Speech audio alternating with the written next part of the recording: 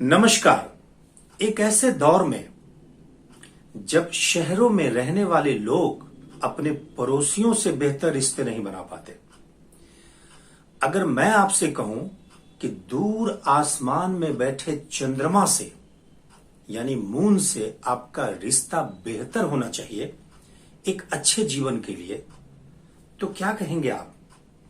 एक ऐसे दौर में भी जब विज्ञान चंद्रमा की सतह पर पहुंच चुका और उसे ऐसा लगता है कि उसने चंद्रमा की गरिमा को, उसके गौरव को भंग कर दिया है और उसने वहां विजय पताका फहरा दिया है, मैं फिर भी आपसे कहूं कि चंद्रमा से बेहतर रिश्ता आपके जीवन के लिए अच्छा होगा, तो कैसा महसूस करेंगे आप?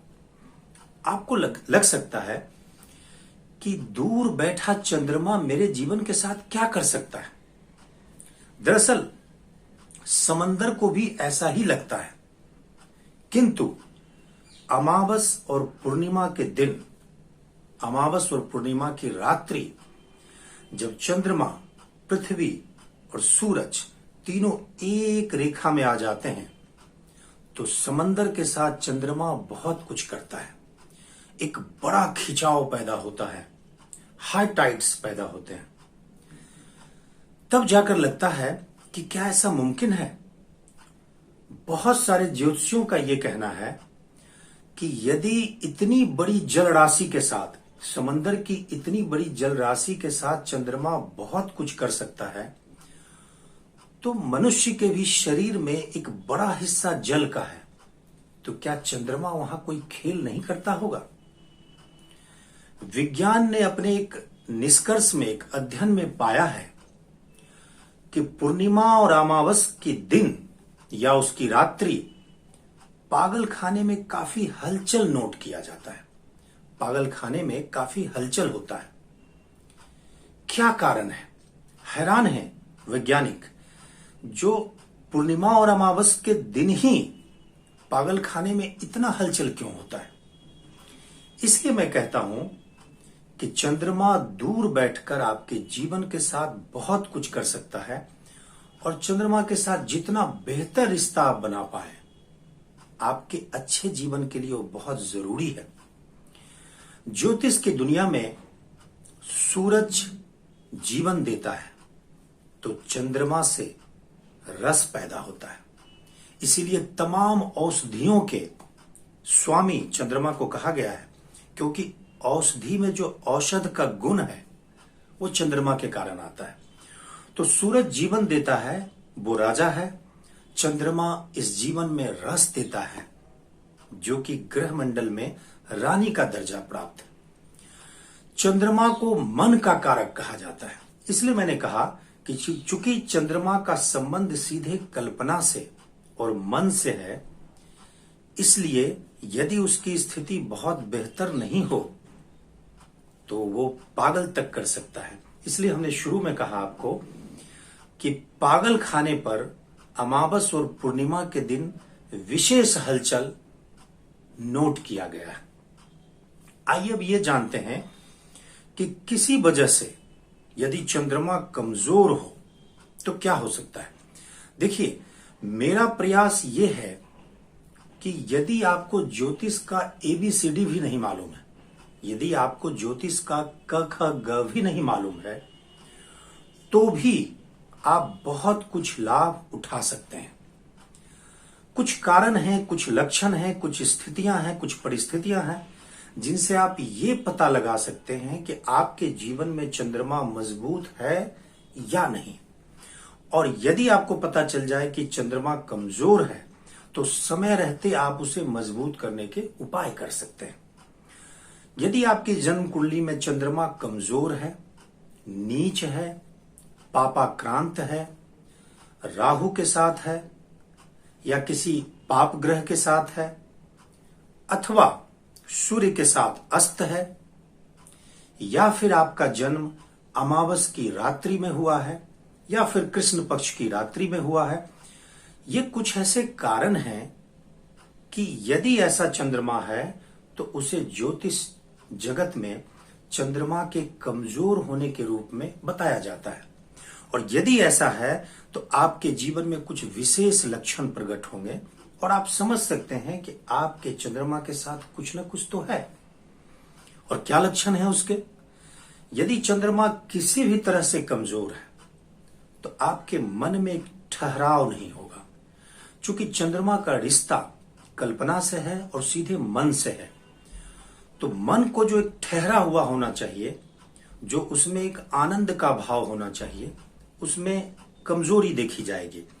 आपके भीतर एक अनावश्यक बेचैनी होगी, एक तनाव होगा, आपका जीवन एक तनाव भरा हो सकता है। दूसरी बात यह कि शरीर के धातु में जो उसका असर है, यदि चंद्रमा कमजोर हो तो शीत जनित रोगों को उत्पन्न करता है। वो संभव है कि सर्दी, खांसी, जुकाम और बहुत तरह की परेशानियां चंद्रमा के कमजोर होने से प्रकट होता है।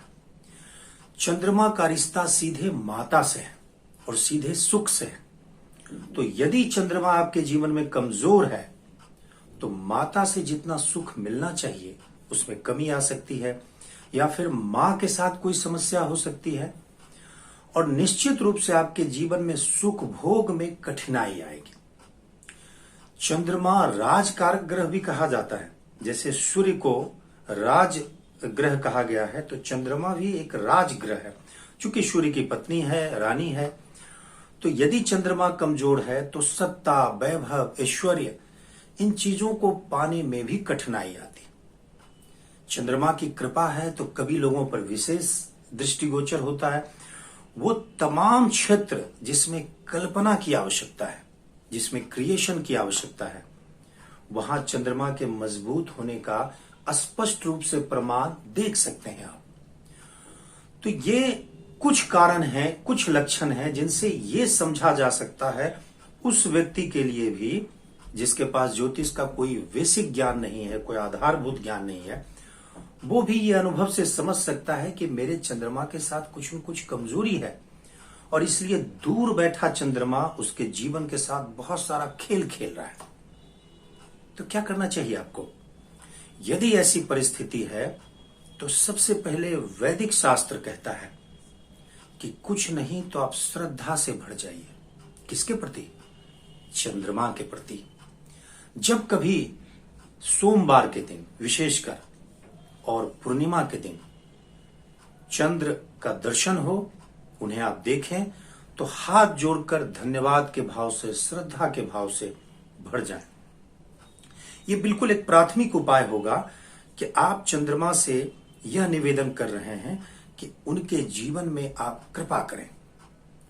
इसके अलावा उपाय में से यह है कि सोमवार के दिन और पूर्णिमा के दिन कच्चे दूध का चंद्र देवता को अर्घ दें। सोमवार और पूर्णिमा के दिन आप दही दान कर सकते हैं मंदिरों में, वो भी चंद्रमा की कृपा पाने के उपाय हैं। और निश्चित रूप से मां के प्रति जितना सेवा भक्ति आपकी बढ़ेगी, मां से जितनी निकटता बढ़ेगी, जितना प्रेम बढ़ेगा, चंद्रमा को मजबूत करने के उपायों में से एक उपाय वह भी है। अब ये जान लेते हैं कि किन मंत्रों के द्वारा चंद्रमा के सामने हम श्रद्धा में खड़े हो जाएं। एक सामान्य सा मंत्र है जो बड़ा चमत्कारिक है, ओम चंद्राय नमः। इसके अलावा चंद्रमा का बीज मंत्र है ओम श्रांग श्रींग श्रौंग सह चंद्राय नमः।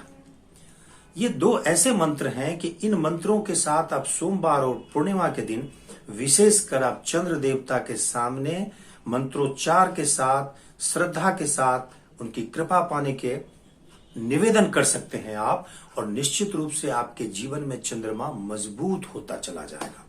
और जब चंद्रमा मजबूत होगा तो चंद्रमा से जितनी कृपाएं मिलती हैं और जो जो अच्छी चीजें मिलती है वो आपके जीवन में आना शुरू होगा, और जो तकलीफें हैं वो कम होना शुरू होगा। एक उपाय आप यह भी कर सकते हैं कि जल्दी से मेरे चैनल को सब्सक्राइब कर लें, क्योंकि सब्सक्राइब करने के बाद ही तो हम और अलग अलग वीडियो आप तक पहुंचा पाएंगे। मंगल के बारे में, बुद्ध के बारे में, गुरु के बारे में बहुत सारे अच्छे अच्छे वीडियो मैं आप तक पहुंचाऊंगा। आज बस इतना ही। बहुत बहुत धन्यवाद।